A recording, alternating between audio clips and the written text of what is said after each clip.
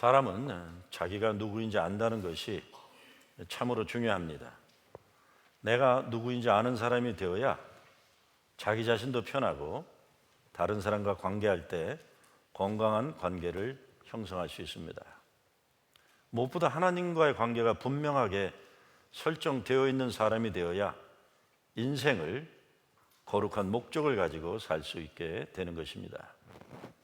오늘 성경 말씀은 세례 요한에게 던져지는 질문입니다. 내가 누구냐? 내가 그리스도냐? 아니면 엘리야냐? 이것도 저것도 아니라면 도대체 넌 누구냐? 그때 요한이 답합니다.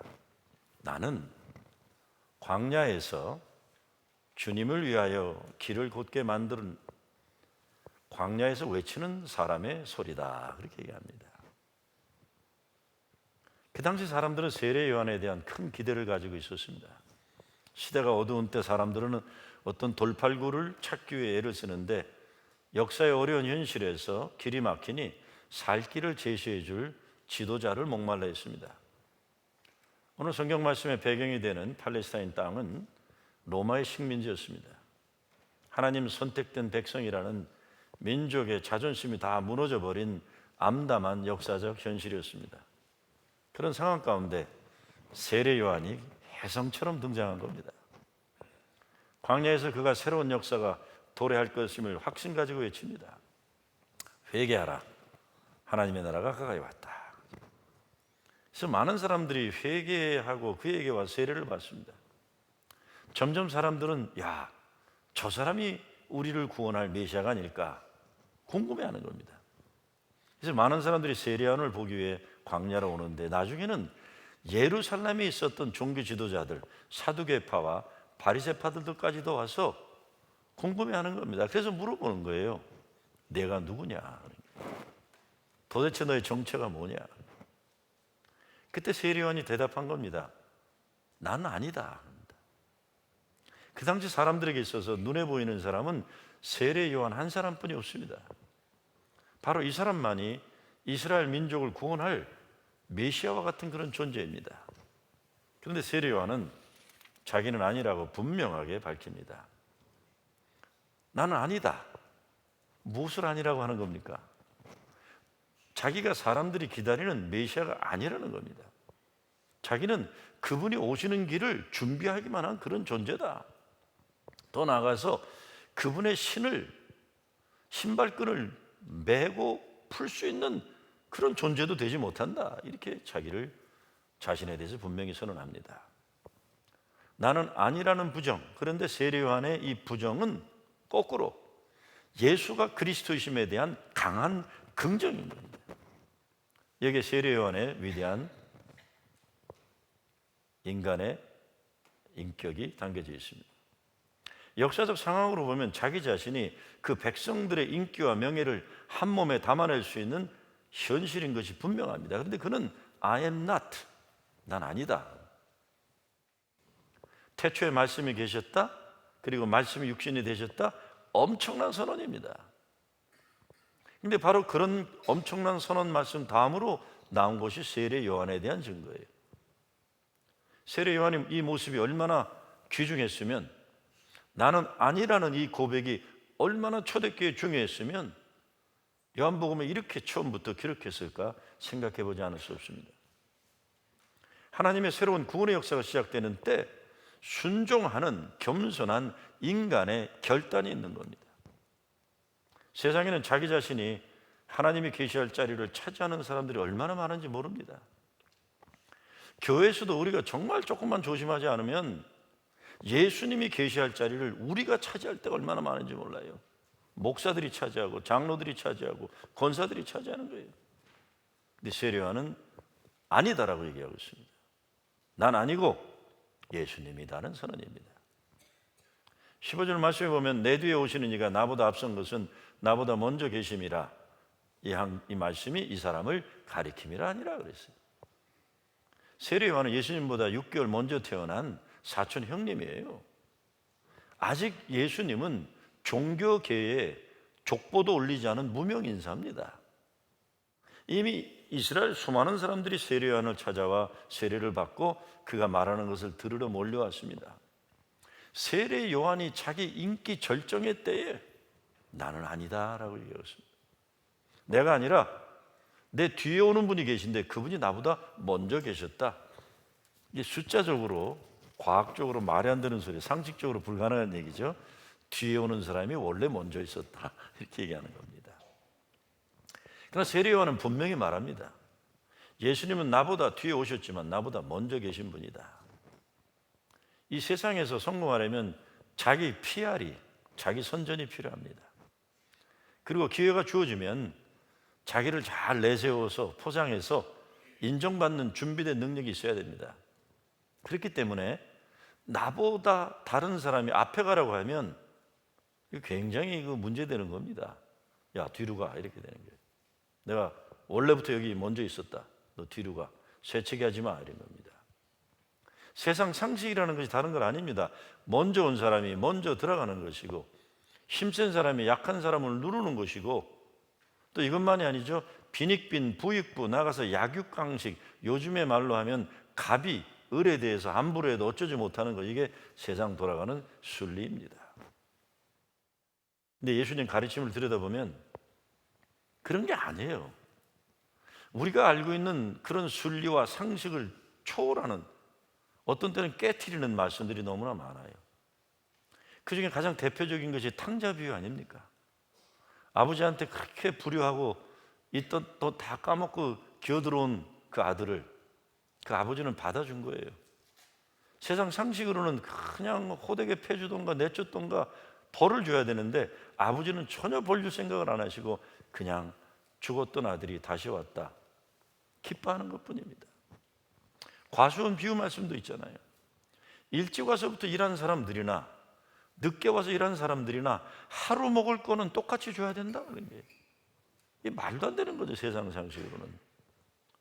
먼저 온 사람도 하루 먹을 수 있도록 해주고 늦게 온 사람도 식구들과 함께 밥을 먹어야 하니 먹을 만큼 주라 이런 겁니다. 이것이 예수님 원칙이에요. 왜? 배고픈 사람 없도록 좀 필요한 사람에게 나눠줘라 이겁니다. 그러니까 사람은 누구나 시민권이 있거나 없거나요. 영주권이 있거나 없거나 기본적으로 미국 땅에 사는 사람들은 자기 식구들 생존의 삶 살도록 해줘야 한다. 이게 예수님의 원칙입니다. 어떻게 보면 불공평한 원칙이죠. 혹시라도 늦잠 자고 빈둥거리다 온 인간이 일찍 일어나 서둘러서 열심히 사는 인간과 같은 밥을 먹을 권리가 있다는 것, 이러다가 사회에 어떤 안정을 깰 수 있는 위험한 생각일 수 있습니다. 이러다가 나라가 망하는 거 아닌가 이렇게 되는 거예요. 이러다가 교회 무너지는 거 아닌가 이럴 수가 있습니다. 억울할 수도 있죠. 난 이렇게 열심히 했는데 뭐야, 늦게 온 사람도 나하고 똑같이 밥 먹을 수 있다니 그럼 난 뭐야, 이럴 수 있는 겁니다. 이런 인간들 계속 밥 먹여주면 계속 그런 무책임한 태도로 살면서 다른 사람들을 고생시킨다는 말 할 수 있습니다. 그런데 예수님은 그런 상식을 초월해서 먹어야 하고 살아야 사랑받아야 할 사람들에 대한 아버지 하나님의 마음을 말씀해 주시는 겁니다. 우리가 예수 믿는 사람들인데 예수님의 가치관이 적용되는 가치관을 가지고 사는지 한번 생각해 봐야 됩니다. 하나님이 시작시키고자 하시는 새 역사 앞에서 기득권을 가진 자들이 양보해야 하는 것들이 있어요. 그것은 늦게 온 사람도 모자라는 사람도 기본적으로 먹고 살도록 도와줘야 하는 겁니다. 간혹 얌체 같은 사람들도 있죠. 있지만 예수님은 얌체 같은 사람들에게 신경 쓰지 말고 배고픈 사람들 누구나 다 같이 살 수 있도록 그런 세상을 만들어라 말씀해 주고 있는 거예요. 그렇지 않아도 이번 주 타임즈 보게 되면 조엘 클라인이라는 칼럼니스트가 쓴 글에 보면 민주당과 공화당에 대한 정책에 대한 문제제기가 있습니다. 우리가 쉽게 단순 논리로 얘기하면 공화당은 자기 능력에 따라 먹고 살아야 된다 이겁니다. 많이 벌면 많이 가져야 된다는 거예요. 쉽게 얘기하면 민주당은 능력에 따라 살면 안 되고 필요에 따라 먹고 살아야 된다 이겁니다. 가난한 사람도 밥은 먹어야 된다 이런 겁니다. 기본 기본 보험이라든가 기본 교육이라든가 기본 인간이 누려야 될 기본은 다 누구나 공평하게 하자, 이런 겁니다. 공화당은 생산이 잘 돼야 전체적으로 분배가 잘 된다는 주장이고, 민주당은 생산이 아무리 잘 돼도 분배가 안 되면 소용없다는 겁니다. 근데 이거는 민주당 얘기가 좀 맞아요. 왜냐하면 누구죠? 라널드 레건 대통령이 대통령 되면서 한 말이 뭡니까? 트리클드 이코노미라고 그래갖고, 일단 기업이 부하면 기업의 부를 나누게 되니까 밑에 있는 사람들도 더 잘 살게 된다고 그랬는데 아니었어요. 미국의 역사를 보게 되면 지난 20, 30년 역사 동안에 빈부 차이가 엄청나게 커졌어요.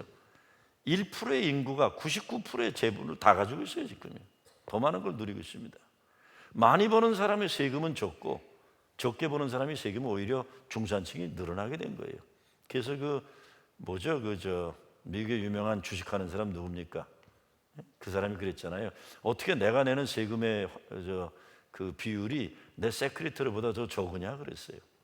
그래서 그 사람은 미국 최고의 부자면서도 세금 때려라 이렇게 얘기했던 거예요. 왜? 너무 부당하니까. 정책이 부당한 정책이니까 그런 겁니다. 사실 깊게 들어가면 물론 이렇게 단순한 것은 아닙니다. 공화당도 그리 막무가내 천박한 자본주의를 주장한 것 아닙니다. 공화당이 그렇게 나쁜 거 아니에요. 또 마찬가지로 민주당도 그렇게 무책임하게 사회주의를 주장하는 것도 아닙니다. 다 계속해서 어떻게 하면 미국이 제대로 될 건가 노력하는 양당 체제입니다.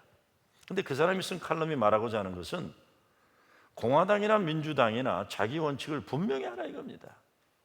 무엇보다 올해 제가 미국에 지금 40몇 년을 살아왔는데 올해만큼 미국 대통령 선거 대선의 후보자들이 특별히 이렇게 지지멸멸한 데를 본 적이 없는 것 같아요.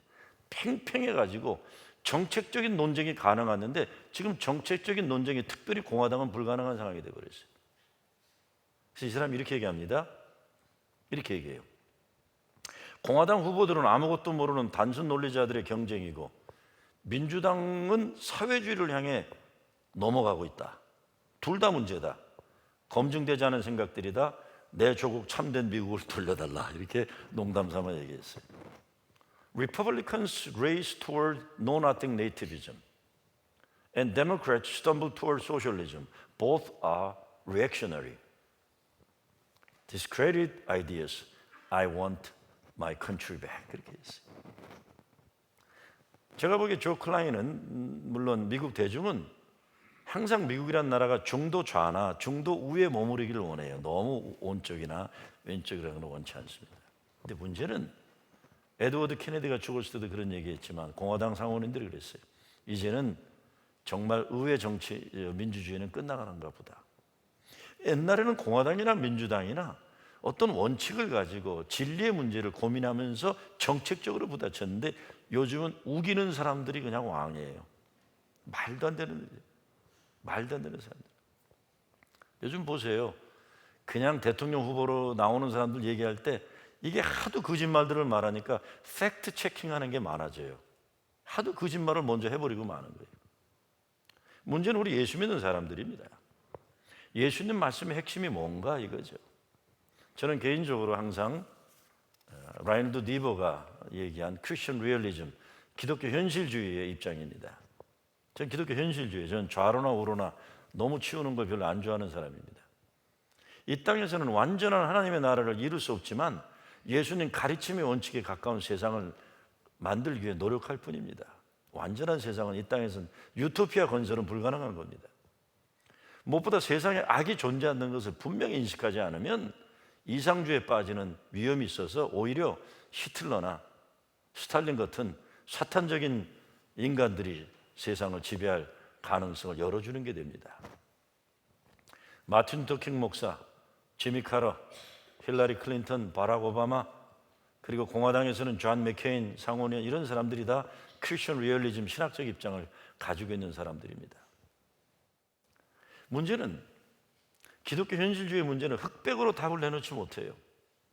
그러다 보니까 보통 사람들은 답답해합니다. 야, 이거냐 저거냐 똑부러지게 답을 내놔라. 근데 기독교 현실주의자는 100% 맞고 틀린 입장을 내놓을 수가 없습니다. 왜? 이 땅의 현실은 100% 맞고 틀리고 없기 때문에요. 그러다 보니 선동적인 정치 구호를 가지고 선동하는 사람들 앞에서 어떻게 강하게 대처하지 못하는 문제가 있어요. 세상을 흑백만 존재하는 이원론적인 사고방식으로 보지 않기 때문입니다. 그래서 흑백 단순 논리를 좋아하는 사람들은 많은 경우에 부동산으로 돈을 벌어가지고 지금 공화당 후보로 인기를 끌고 있는 도널드 트럼프 같은 사람을 좋아하는 겁니다. 다 이유가 있어요. 왜? 단순 논리를 말하고 나니까요. 멕시코에서 넘어오는 사람들은 다 돌려보내야 된다. 얼마나 멋있어요 보기에. 왜? 멕시코에서 오는 사람들은 다 도둑놈들이다 뭐 이러고 말도 안 되는 소리를 해대도 시골에 있는 백인들은 저 사람만이 우리 백인 우월주의를 다시 올려줄 수 있는 유일한 메시아다 이렇게 착각하는 거예요. 사실을 팩트 체크하면 거짓말인데도 그런 거예요. 그런 단순 흑백 논리를 좋아하는 사람들은 같은 공화당이라고 해도 존 맥케인처럼 그래도 고민하는 그런 공화당 후보들을 좋아하지 않는 겁니다. 기독교 현실주의자들은 끊임없이 현실 사회에서 이상적인 대안을 실현해 나가려고 노력하는 시스템을 만들어 나가는 사람들이기 때문에 제가 보기에는 굉장히 책임 있는 사람들이에요. 그것이 민주당이건 공화당이건. 자, 제가 이 말씀 드리느냐? 바로 오늘 예수님의 가치관 때문에 그래요. 올해 대통령 대선에서도 다시 거론될 이슈가 불법 체류자 문제입니다. 이것이 오바마 대통령이 재선된 다음에 추진하려고 했던 드림 법안이에요. 드림 액트예요. 불법 체류자들이라고 하지만 이들에게도 정당하게 이 땅에 살아갈 수 있는 권리를 만들어주자 이건데 참 힘들어요 지금. 여러분 불법 체류자들이라고 말하지만 시민권자들이나 영주권자 있는 사람들과 뭐가 다릅니까? 똑같은 사람들이죠. 우리가 살고 있는 이 지역에 소위 말하는 언다큐멘트 워커들, 불법 체류자가 많아요. 이 안에도 몇 프로가 있겠습니까? 다릅니까? 똑같은 사람들입니다. 그들도 열심히 일해서 가족들과 함께 이 미국 땅에 살고 싶은 사람들이에요. 불법 체류자들의 아이들도 아프면 병원에 가서 치료받을 수 있도록 배려하는 것이 기독교 정신의 나라예요. 불법 체류자 아이들도 똑같이 교육을 받을 수 있도록 길을 열어주는 거예요. 미국이 아닌 다른 나라에서도 이런 일을 열어주고 있습니다. 여러분, 불법 체류자들이라고 하지만 삶이 불법은 아닙니다. 그들도 똑같이 당당하게 세금 내고 싶고 똑같이 그들의 자녀도 미국을 위해 쓰임받는 지도자 되는 똑같은 꿈을 가지고 있는 똑같은 사람들이에요. 이제 올해 대선에 이게 큰 이슈가 될 거예요. 제가 몇 년 전에 참 가슴 아픈 전화를 받았어요. 아틀란타에서. 제가 잘 아는 어느 장로교 목사님 사모님이 전화를 했어요. 울면서 목사님, 우리 언니가 넘어지셔서 골반이 뼈가 금이 가서 병원에 가 앉아 계시는데 의사를 보지 못하고 앉아만 있습니다. 그래서 아니 어떻게 의사를 안 보고 앉아만 있습니까? 불법 체류이기 때문에 그렇대요. 불법 체류이기 때문에. 혹시라도 아파서 병원에 가서 앉긴 했는데 의사를 보게 되고 기록이 남게 되면 자녀들에게 불리기 갈까 겁이 나서 아침부터 병원에 가서 앉아만 있다는 거예요. 얼마나 아플 텐데 병원에 가서 앉아만 있는. 내가 너무 놀래가지고 사모님 무슨 말씀하시? 미국의 법이 불법 치료자건 불법 치료자가 아니건 일단 병원에 가면 의사 치료를 해주게 돼 있고 불이익을 주지 않게 되는데 무슨 말씀하십니까? 법이 그렇지 않은데도 사람들은 하도 겁에 질려가지고 똑같은 우리 식구들이에요. 똑같은 우리 형제들인데 지금 올해 대선에서도 어느 사람이 대통령 되느냐에 따라 사람의 생존의 문제가 걸려있는 심각한 문제입니다. 우리 예수 믿는 사람들의 가치관은 어떤 것이어야 되느냐 생각해 보기 바라요. 무엇보다 하나님의 마음입니다. 하나님의 마음은 아버지의 마음이에요. 하나님에게는 어느 인간이나 다 귀한 사랑받아야 할 자녀들입니다. 그러니 늦게 온 사람을 자기보다 앞세워주는 넉넉한 마음을 가진 사람들이 있어야 그 교회, 그 가정, 그 나라는 하나님 축복을 받을 수 있는 거예요. 내가 먼저다. 어떻게 내가 어렵게 시민권을 받았는데 니네들 불법으로 들어와서 니네들도 영주권 받으려고 그러느냐. 여러분 제가 살아보니까요 미국 땅 엄청 넓더라고요. 불법으로 와 있는 사람들도 불법으로 사는 게 아니에요. 보통 미국 사람들이 하지 않는 저임금 노동하면서 어떻게든 살려고 노력하는 겁니다. 그 사람들 다 빠져나가면요, 미국 농장 다 망하고, 미국 건설업계 다 망하고, 미국 사회 유지되기도 어려워요. 이게 다 살 수 있기 때문에 이게 유지되는 세상입니다. 그런데 갑자기 경기 어려워졌다고 가장 어려운 사람들부터 쳐내라고 시작하는 건 미국 복받기 어려운 나라로 돼가고 있다는 겁니다.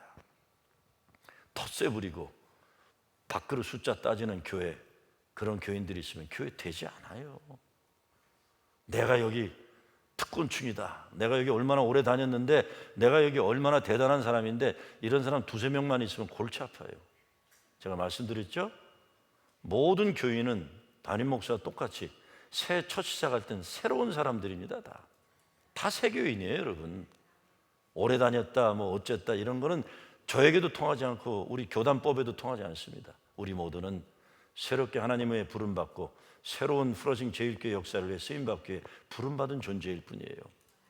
기득권 버리세요. 특권 그런 거 다 걔한테 줘버리세요. 예수 믿는 사람에겐 그런 게 존재하지 않습니다. 세례요한도 우리와 같은 인간입니다. 근데 하나님은 세례요한 같이 새로운 역사에 순종하고 열려있는 사람을 통해 일하시는 거예요. 어느 세대나 항상 뒤에 오는 세대를 위해 헌신하고, 때가 되면 그들에게 기회를 열어주는 마음이 열려있는 어른들, 선배들을 통해 발전하는 겁니다. 앞에 세대는 항상 뒤에 오는 세대를 위한 준비를 하는 디딤돌 역할을 해야지, 가로막는 짱돌이나 장애물 역할을 하면 절대로 안 되는 겁니다. 세례요한은 나는 아니라 선언합니다. 여기서 나는 아니라고 하지만 헬라어 의미에서 힌트를 주는 것은 나는 아니지만 너희들의 눈이 열리게 되면 메시아가 너희 가운데 있는 것을 보게 될 것이다, 이런 내용을 담고 있습니다. 사람들이 다시 그에게 내가 엘리야 안에 물을 때 아니라고 해요. 난 그렇게 훌륭한 존재가 못 된다. 그러면 내가 선지자냐?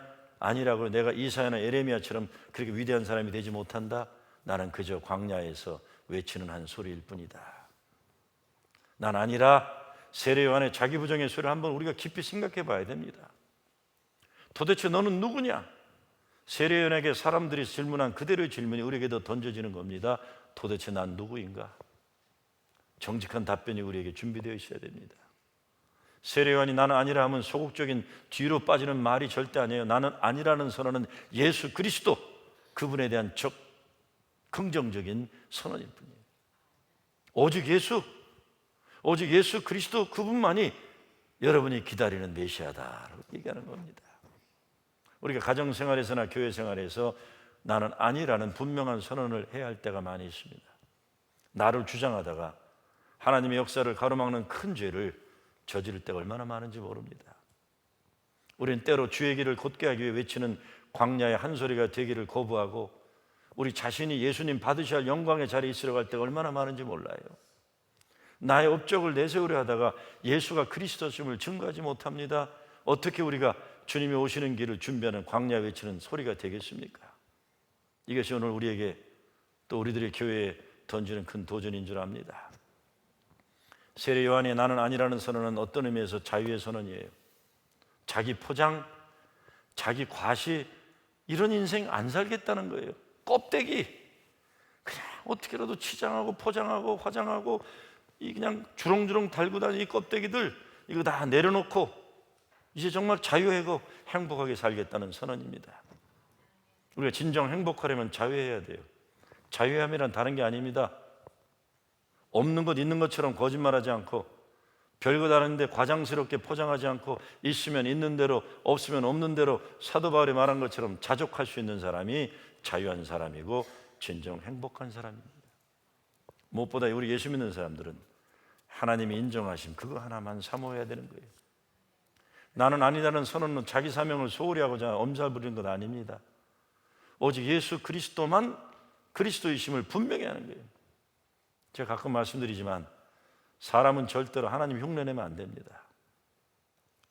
특히 목사들. 저도 할아버지도 목사, 아버지도 목사예요. 저도 목사예요. 3대 목사예요.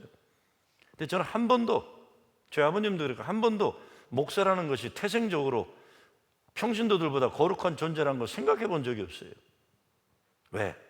아니기 때문입니다. 직분으로 주어진 사명을 감당하는 것뿐이지 태생적으로 거룩한 존재는 아니에요. 똑같은 인간이에요. 찔르면 아프고 더 찔르면 피 나오는 거 똑같은 인간이에요. 배고프면 먹어야 되고. 다만 목사에게 주어지는 영적인 권위가 있다면 평신도들이 하나님의 일을 하는 거룩한 존재라는 그 권위와 사명과 자긍심을 가지도록 도와주는 역할만 할 뿐입니다. 나는 아니라고 분명히 말해야 됩니다. 나는 오직 예수님 그분을 기다리는 사람이다. 나는 그분이 이 땅에 오셔서 죄인들을 구원하시는 그리스도이심을 외치는 광야에 외치는 소리다. 더 이상 더 이하도 아니라는 겁니다.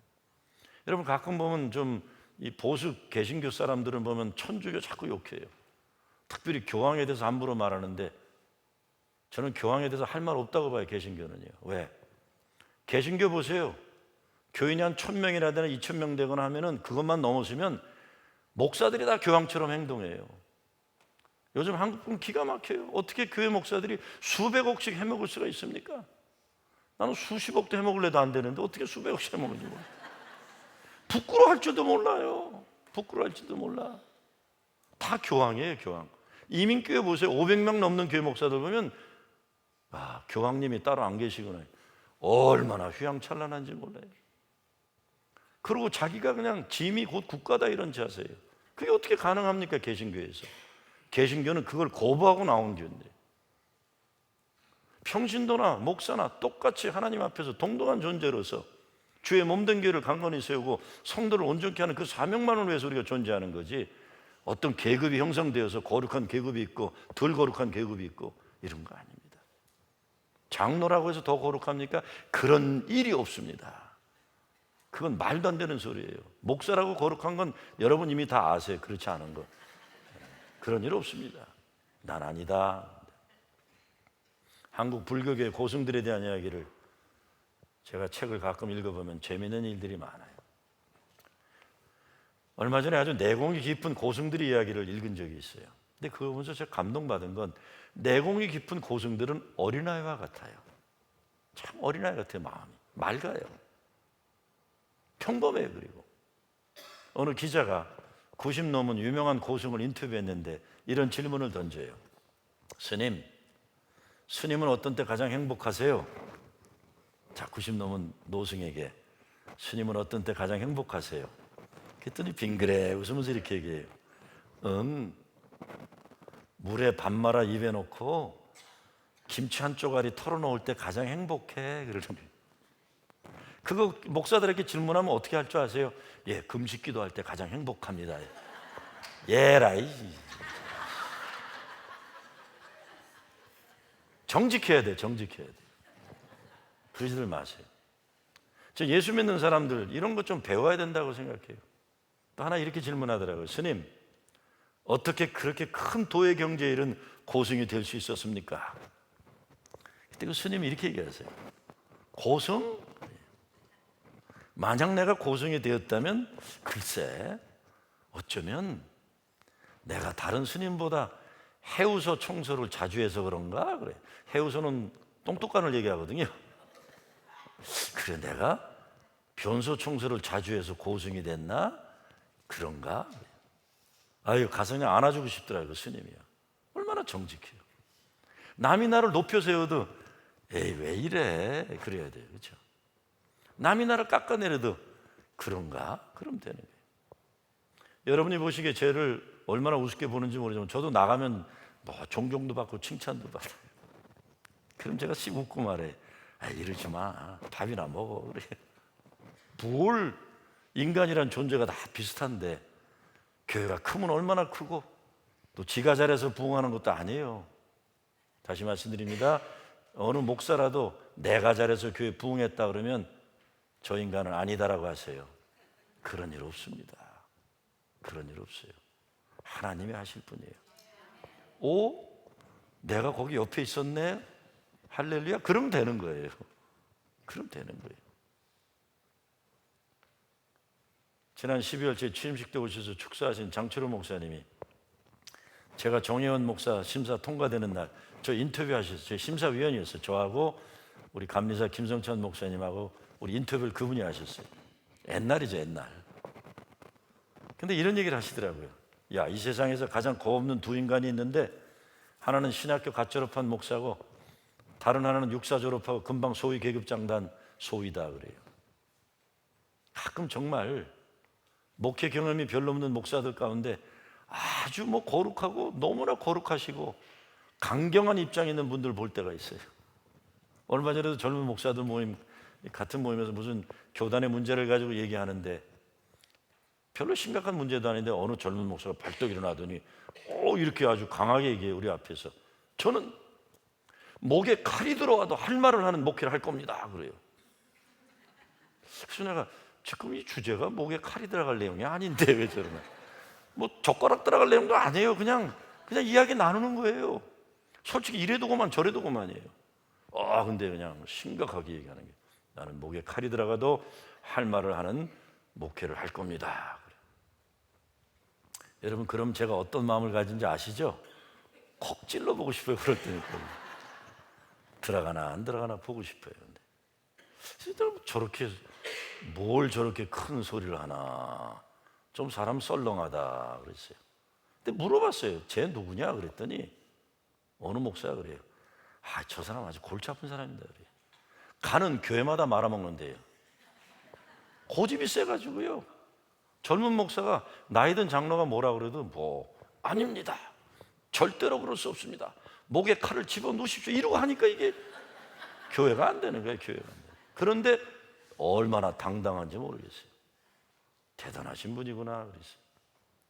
교만 가운데 영적인 교만이 가장 무섭습니다. 왜? 이것이 우상숭배예요. 자기를 하나님 위치에 놓는 겁니다. 정말 신앙 좋은 사람은 나는 하나님이 아닙니다. 나는 죄인인데 십자가 보혈로 구원받은 죄인일 뿐입니다. 이 입장이 분명한 사람입니다. 예수님을 드러내기 위해 우리들은 겸손의 훈련을 해야 됩니다. 옛날 우리나라 초기 선교사들의 역사에 언더우드 선교사에 대한 얘기가 나와요. 연세대학교 창시자 언더우드요. 한국 가서 복음을 전파하기 어느 시골 사람들과 이야기를 만나기 위해 갔는데 어느 날 그가 어떤 시골 주막에서 다른 한국인 조선인들과 밥을 먹고 있었대요. 그 옛날에 주막에서 밥을 먹는다는 게 쉬운 건 아닐 텐데 미국 사람 선교사 언더우드가 밥을 먹고 있으니까 그 동네 사람들이 구경을 온 거예요. 양코뱅이가 와서 밥 먹는다. 사람들이 이렇게 보고 있는 거예요. 그때 어느 버릇없는 청년이 이렇게 말을 했다고 합니다. 허허, 그것이 밥을 다 먹을 줄 아네? 그런 거예요. 그때 그 말을 들은 언더우드 선교사가 웃으면서 네, 국도 먹을 줄 압니다 라고 합니다. 그때 그 청년이 놀라면서 저것 봐라, 말도 할 줄 아네? 그런 거예요. 그랬더니 언더우드 선교사가 미소를 잃지 않고 네, 글도 쓸 줄 압니다라고 대꾸를 했더니 우리나라 사람들은 어떤 때 조선시대나 지금이나 외국인들에 대해서 함부로 말하는 거 많잖아요. 그런 거예요. 그런데 미국에서 최고 교육을 받고 정말 조선 땅에 간 언더우드 선교사가 그것이라는 모욕적인 말을 하는 청년이 있어도 예수 믿게 하게 만들기 위해서 복음 증거의 목적이 분명하니까 겸손함을 유지했던 겁니다. 사실 장로교 선교사 언더우드와 감리교 선교사 아펜셀러는 같이 일본에서 배를 타고 조선 땅 제물포항에 내려왔습니다. 같은 날. 장로교 사람들은 언더우드가 먼저 배에서 내렸다고 주장하고 감리교 사람들은 아펜셀러가 먼저 내렸다고 주장을 합니다. 왜? 누가 먼저 조선 땅을 밟았는지에 따라 장로교가 먼저인지 감리교가 먼저인지 판가름 난다는 생각이에요. 그런데 언더우드는 총각이었어요. 아펜셀러는 결혼해서 부인과 함께 조선에 선교사로 왔어요. 그러니 감리교 사람들 주장은요, 언더우드가 제대로 교육받은 미국 신사일 테니까 분명히 레이디 퍼스트 하면서 아펜셀러 부인을 내리도록 했을 거다. 그러면 아펜셀러가 뒤따라 내렸을 테니까 감리교가 조선 땅에 먼저 왔다고 주장하는 겁니다. 저는 상관없어요. 왜? 저는 할아버지도 장로교 목사, 아버지도 장로교 출신이기 때문에 또 전 장로교에서 목회를 먼저 했기 때문에 거기서 훈련받고 감리교 목사가 됐기 때문에 장로교가 먼저라면 오케이 할렐루야 그러면 되고 감리교가 먼저라면 오케이 그러면 돼요. 나는 I don't care. 근데 여하튼 누가 땅을 먼저 밟았는지 이것보다 중요한 것은요, 아펜셀러 보세요. 44살 때에 목포 바다인지 저는 군산 앞바다라고 알고 있는데 군산 앞바다에 정신여고라고 하고도 이화여고라도 하는데 어느 여학생이 빠져 죽는 걸 보고 그 아이를 건지고 죽었다는 거 아니에요. 먼저 누가 내렸냐가 중요한 게 아니라 조선의 아이를 살리기 위해서 자기 몸 바친 사람들이 선교사였다는 거예요. 이런 분들이 계셨기 때문에 현대 선교 역사의 최고봉이라고 할 수 있는 한국 기독교가 가능했던 겁니다. 그런 선교사의 피, 헌신 속에 세워진 게 교회인데 오늘날 우리 교회들이 어느 모습을 하고 있냐 생각하면 가슴 아픈 일이에요. 이럴 수 없는 거예요. 이럴 수 없는 거예요. 세례 요한은 예수님에게서 하나님의 영광을 봤어요. 그래서 그는 철저히 낮아질 수가 있습니다. 그런데 예수 믿는다고 하면서도 우리가 인간적으로 교만해서 자기를 높이느라 예수의 영광을 가로막기가 얼마나 쉬운지 모릅니다. 예수를 증거하는 것이 아니라 예수가 그리스도심을 고백하기에 우린 부름받은 자들이에요. 예수 믿으면서 예수님을 위해 우리가 철저하게 낮아질 수 있다는 것 축복이에요. 그분을 높이기 위해 낮아질 수 있으니 얼마나 큰 축복이에요. 우리가 주의 이름을 높이기 위해 겸손해지고 낮아질 수 있다는 것은 하나님이 우리에게 주시는 큰 축복입니다. 더 낮아져야 되죠. 제 스승께서 제가 3년 동안 담임 목사로 모셨던 스승이 계신데 그분이 이런 글을 쓰셨어요. 인간이 이루면 무엇을 이루겠는가? 스스로 모든 것을 이루어가는 대우주가 우리를 잠시 인간으로 내놓았다가 다시 찾는 것이니 이룰 것도 없는 것이다. 두려움은 잘못된 것이요 교만은 헛된 것이라. 그러므로 우주가 우리에게 선물로 준 지성과 감성과 의지로서 별과 나무를 그리며 꽃을 노래하라. 잠시 인연을 맺을 인생들끼리 서로 사랑하며 우주의 신비를 반추하며 기도하라. 다시 말해 인간 사회가 알아주는 이름이 되려 하지 말고 우주가 기억하는, 하나님이 기억하는 자취 없는 자취가 되라.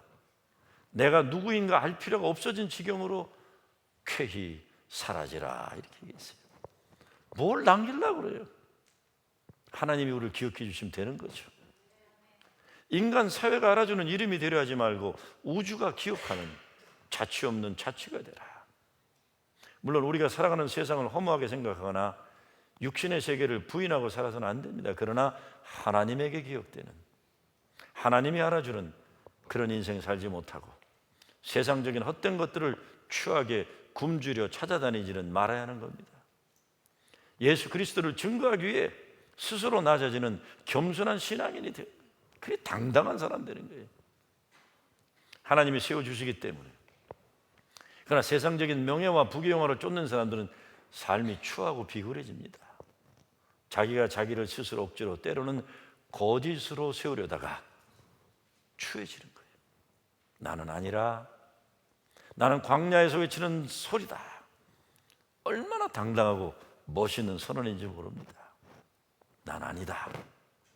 예수가 그리스도이심을 인정하고 우리 자신을 주님 앞에서 굴복시킬 수 있기를 빕니다. 하나님이 우리를 인정해 주시고 긍정해 주시기에 세상에서 그 믿음으로 천하 가장 당당하게 살아가는 여러분 되시길 주의 이름으로 축원합니다.